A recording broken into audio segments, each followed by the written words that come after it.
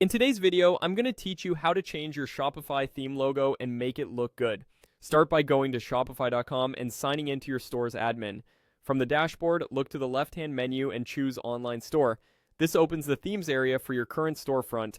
Next, open your Themes editor by clicking Edit Theme.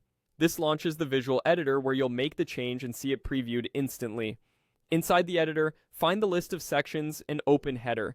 This is where most themes control the logo that appears at the top of every page. Scroll down within the header settings so you can see all the logo-related options available for your theme. Now move into Theme Settings. This panel governs global styles that apply across your site, and some themes place the logo here instead of inside the header section.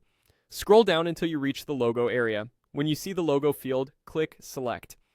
A file picker opens so you can choose an image from your device or your Shopify files. Pick your logo and click Open. The preview updates right away so you can confirm the placement and clarity. If you don't have a logo handy, you can also explore free images. This is helpful for placeholders during development or to test spacing with a simple mark before you finalize your brand artwork.